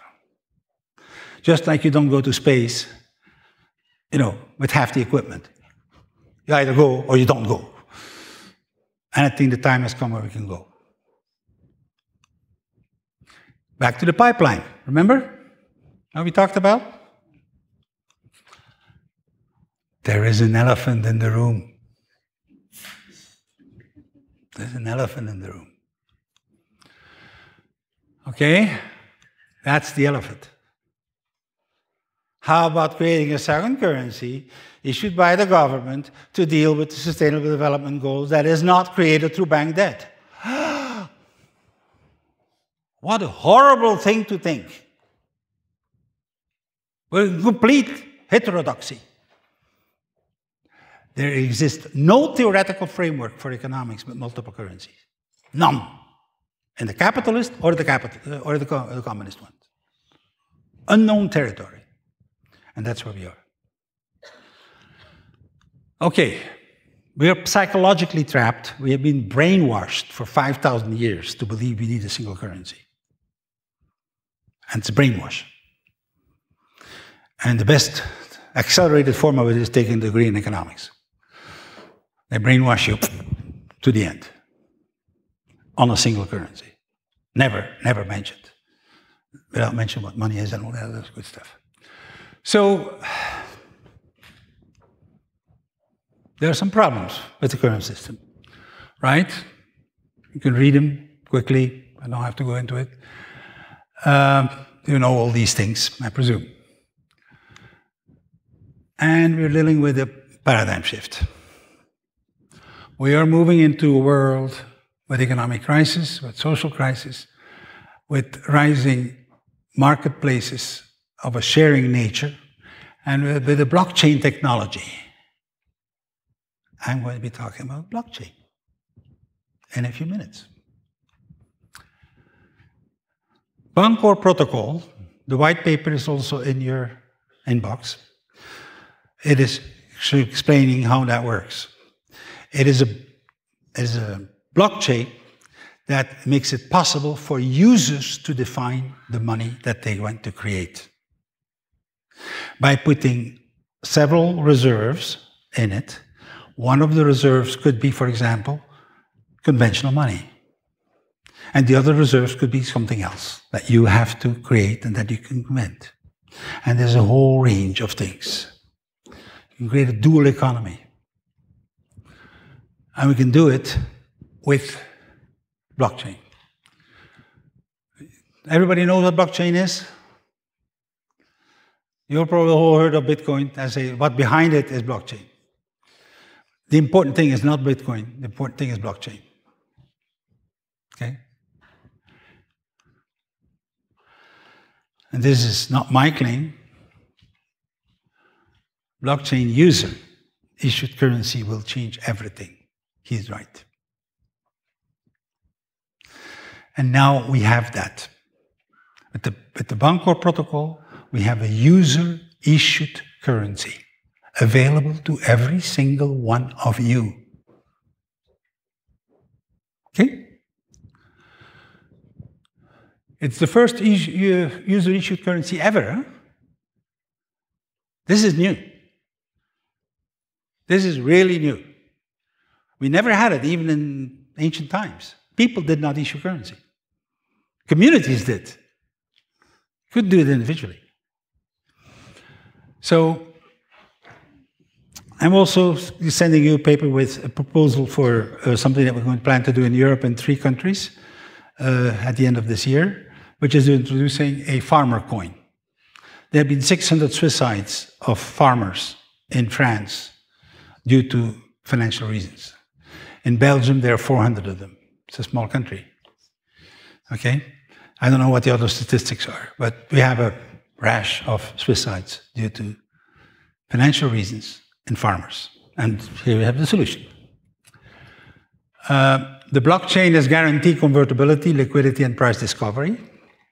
I'll leave all that stuff in the white paper that you're going to have.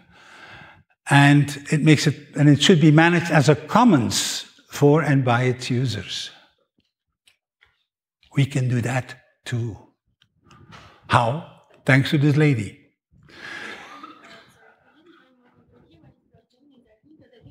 Pardon? What? A blockchain is a smart contract. Have you heard of that? Okay.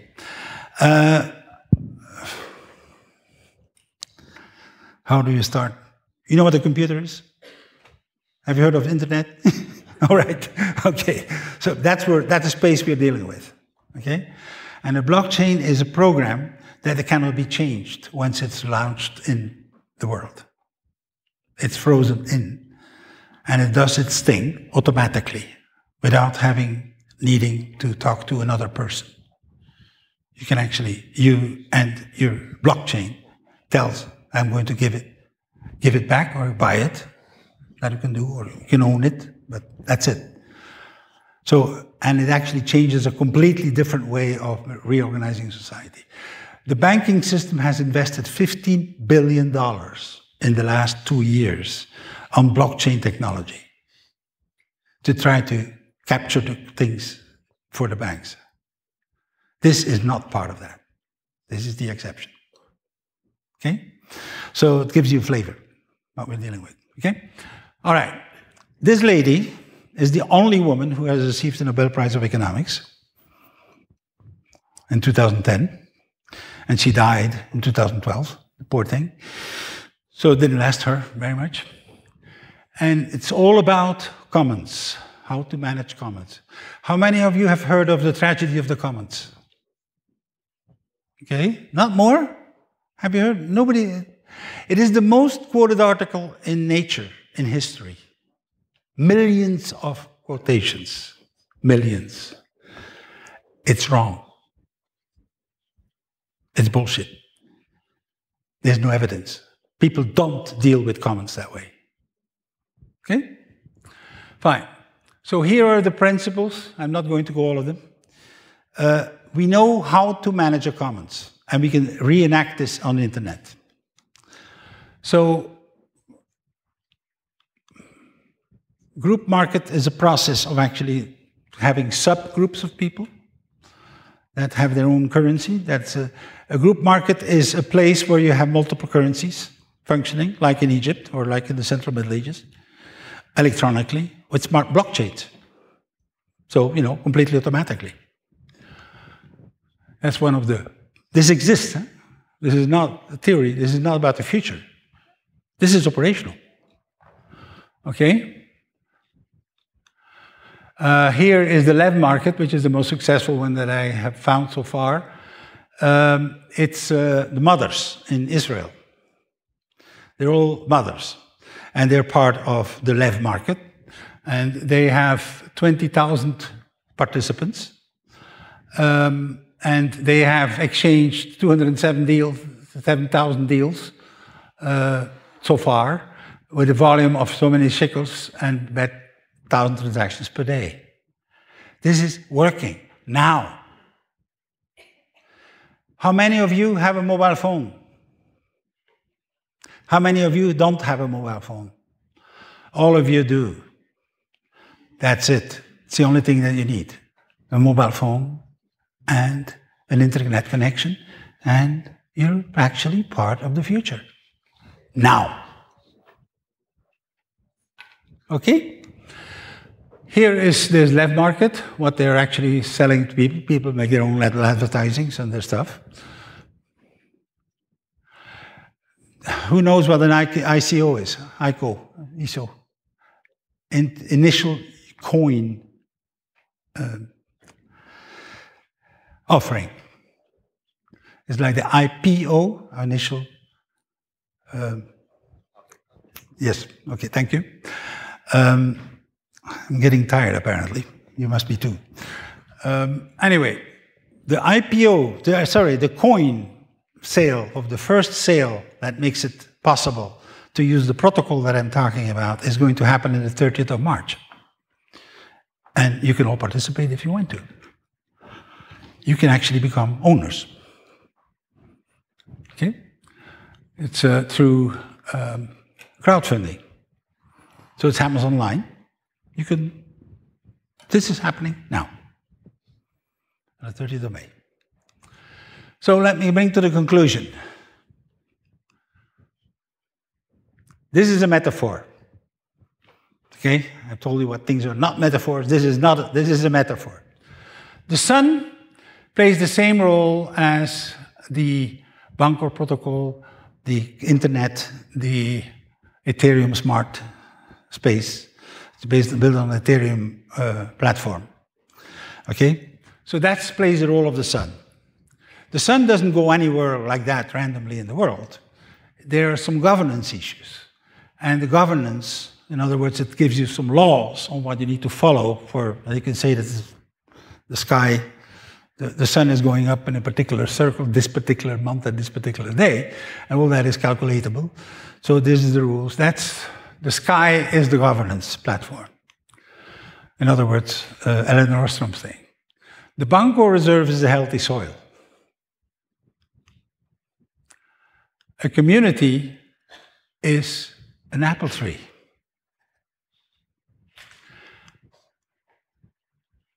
Every week there are a bunch of apples coming up that are mature, are ready to play. And the members exchange apples. Okay. Anyway, that's the metaphor for the whole thing. I claim that the Banco Protocol makes possible is actually a paradigm shifter. That is what changed my vision 2 weeks ago. This is brand new. I discovered it 2 weeks ago. Okay? And it is becoming public now at the end of the month. Do you know about the Hanseatic League? Does it ring a bell, anybody? Can someone tell me? What is it? Trade association. Pardon? It was a trade association. A trade association, yes. Where? Operated at the Norden theme. Yes. The Norden Trade Association that lasted.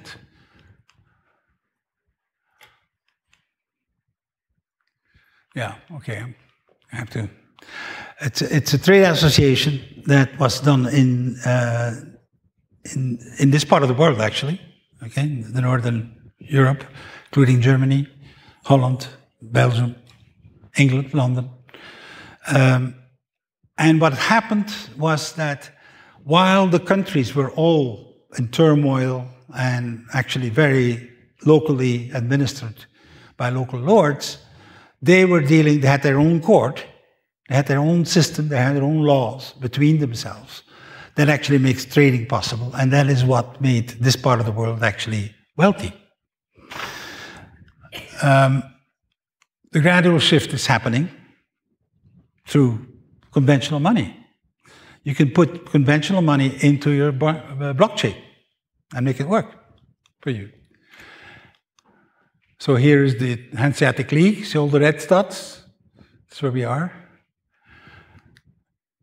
It was done in 1267 and 1669. There were two major waves of it, where basically the people themselves organized themselves outside of the official administrations, the lords, to actually provide their own money system, their own legal system, their own court system, that made trading possible. And this part of the world became very wealthy as a consequence. That is the oldest city in Germany, was actually Lübeck, that joined the Hanseatic League. Here is Amsterdam. I think the existing system has a little bit too much to do. It's a little bit overloaded. It's getting in trouble a little more, rather quickly, and I believe it's time to switch over. That's obsolete. That's not. So, the long view now. We just finished the Cold War, you may have noticed, right? Some of you are here thanks to that. The industrial age is 250 years. There were two ways of organizing the industrial age, the capitalist and the communist. They were both doing the industrial age. The modernist worldview dates back to the Renaissance, and basically is the visions that we have of human role in the world. Okay? That is where we are still functioning on. We are basically, the values that are the official values tend to be generated from that time period. Rationalism, and particularly hyper-rationalism, I'm claiming that only reason is the appropriate way to approach reality, is dating from the Greeks, 2,500 years. And patriarchy is 5,000 years, started in Sumer. Writing, patriarchy, and debt and interest calculations date back 5,000 years ago. That's when it started. So we're in the process of burying that stuff. Now, we're switching. And we have a choice. I believe that we have a choice between a planetary wisdom civilization or a massive regression to more primitive forms of organizing society. I believe we all like that first one in this audience. They need a new balance between the masculine and the feminine. And here are the papers. The seminal paper, the Bangkok Protocol, is in your files. And I have one application of it on basic income. My email address, not hard to find if you know my name. These are some of the books. I perpetrated about a dozen books. I'm writing in 5 languages, so I've perpetrated a few books in this field. These are the 2 I recommend to you guys, okay? One of them is, this one is a report to the Club of Rome of the EU chapter. That was the original version, the other ones are translations. And for those interested on the psychological part, because that's the systemic part, in other words, the issue of the balance between yin and yang, the role of women, among other things, and the patriarchy, you'll find this in this book and in other translations of it. So, thank you very much.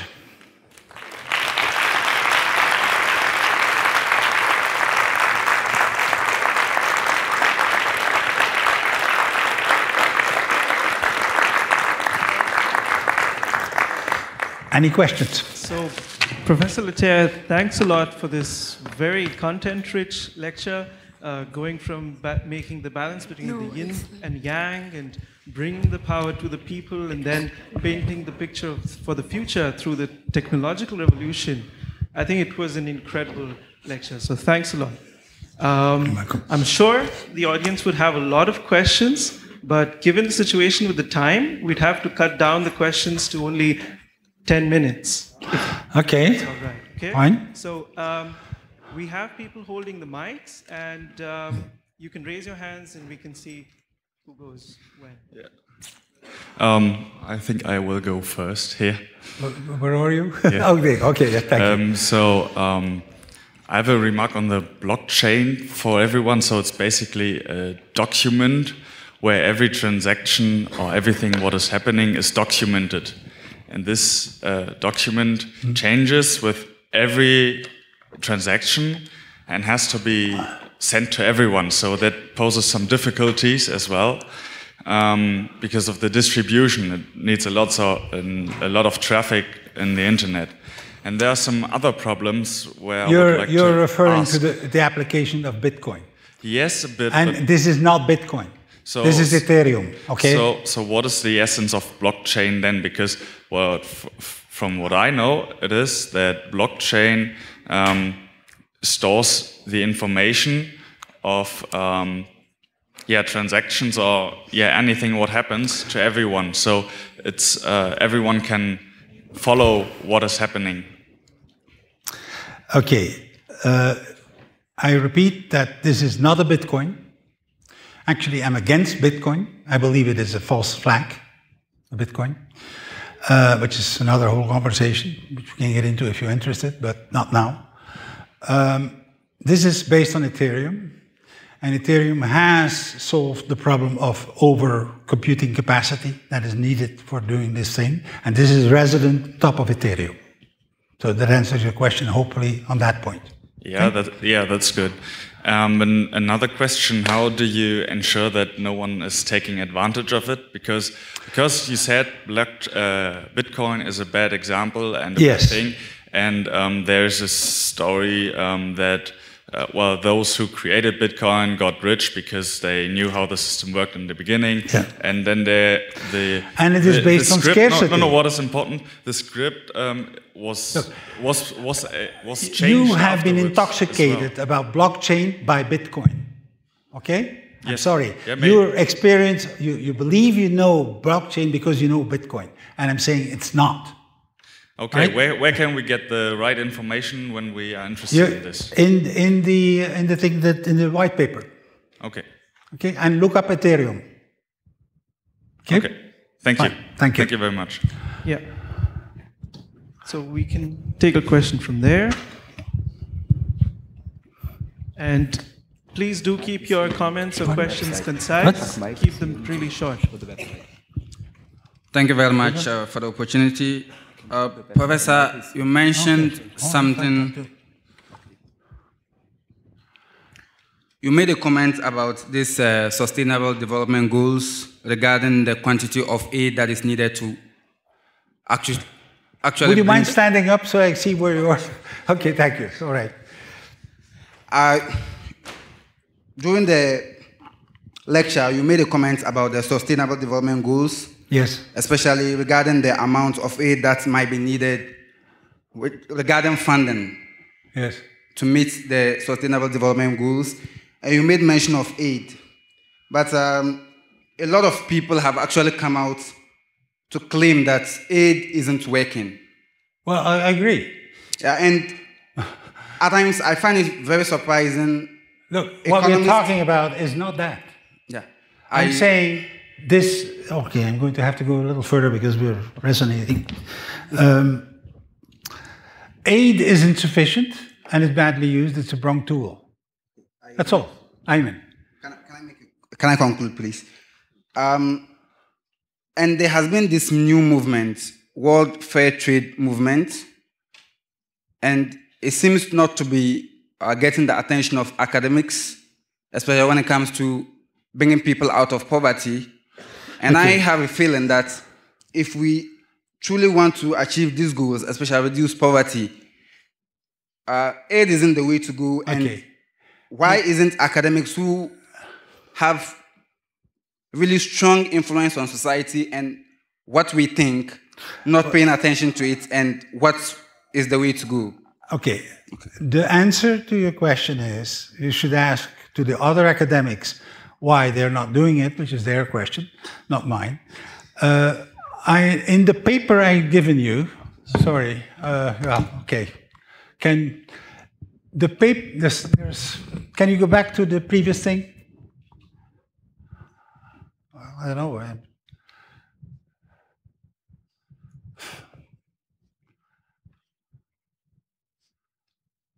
Okay, well, here.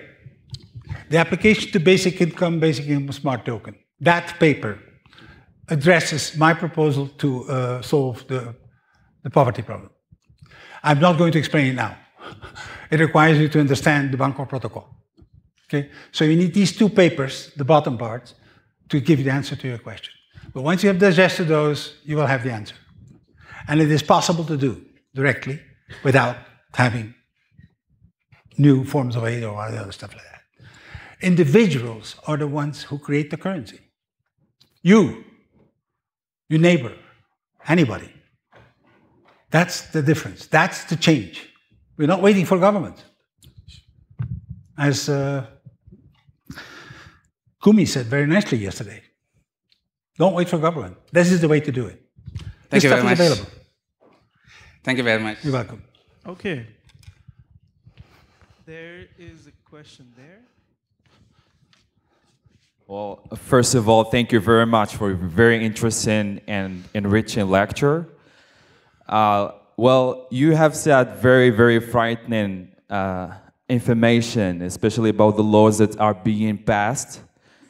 I guess not everyone is aware about that simply because the bankers and those who, the owners of this system are controlling the media, of course, and also the government. So the people of the world do not have real people to represent their ambitions and their objectives. So for now, people like you who are against this unjust system, don't you think that you should all get together and work on bringing a change into existence? Because everyone is talking, and all we hear are talks. Now, don't you think like we should move to action? And how do you think we can do that? Thank you very much. Do you have a mobile phone? Yes, sir. Do you have access to internet? Of course. What are you waiting for? This is why I came here.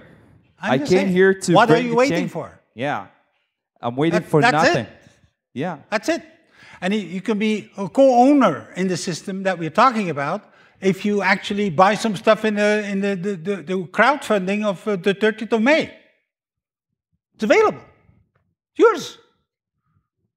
Okay? And you can put in $10. It's fine. And you can put nothing in and still use it. Okay? All right. Is there anyone, and are there any more questions? What? At the end of May. The 30th of May.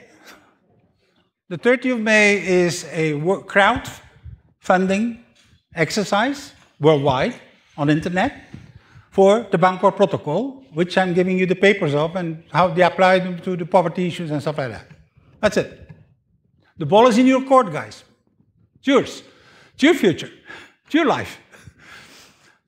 One more question from my side. Maybe you have heard about the Venus project. Just recently got an award from the United Nations for Sustainable Community Organization. Yes. Here I am. Okay.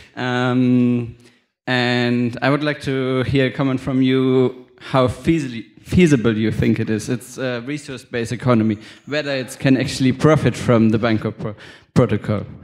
I happen to have met the author of the Venus Project, an American, right? Yeah. An elderly gentleman, about my age, I would say.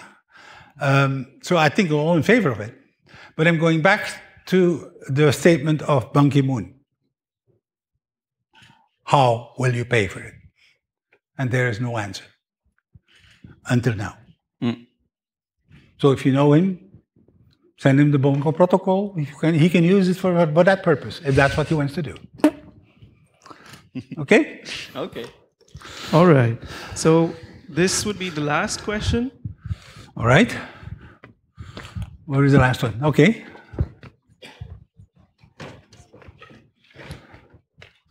I think I get a shot at you later, but I'll ask you a simple question right now. If there's anybody here from Kenya, they're familiar with a system called M-Pesa. I know M-Pesa. Where does this fit?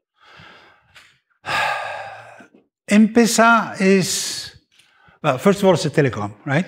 It's owned by a telecom. In other words, it gives the power to the telecom company. It's just moving traditional money in a new way. Traditional money through a telecom way. Okay, so it simplified access. Yes. But it didn't change the economics. It doesn't. Right. Yeah. It doesn't change the nature of the money that's used. Yeah. Okay, we have a question here. And then I actually wanted to find out. I always thought blockchain was specifically made for Bitcoin, but I know there are other applications when it comes to blockchain. I want to know what is that application that you personally like about blockchain, since you are against Bitcoin? Thank you. The protocol that's there, the Bangkok Protocol, okay, I think, that doesn't work. Okay, anyway, the Bangkok Protocol will give you the answer to that, okay? Fundamentally, we're dealing with a blockchain that has two reserves. Oh, no, it's actually, with a single reserve too, okay? And you can actually have it programmed for becoming a creator of an amplification of the economic activity, or just the status quo, by changing the existing currencies in another way, a la M-Pesa, okay? That's one way. You could program it that way. It's not the way we recommend it. And the way it's done with basic income thing, we have 50% of the power of amplification is actually given to the person who is poor. He receives a subsidy from the government, but he can spend it 2 times. All right? I know it sounds impossible. It's part of having a paradigm shift. Welcome. Yes. Thank you. All right. So it turns out we're at the end of our keynote lecture, and some of the questions were also quite informative. And I'd like to call it an end here. Again, thank you very much, Professor Lietaer, for your time, for making it to Ilmenau. And as a token of appreciation, we'd like to present to you some sweets from our local... Wow. Is it edible? How do you know I have a weak spot? It's tried and tested. It is edible. Thank you. So Thank you very much. Thank you.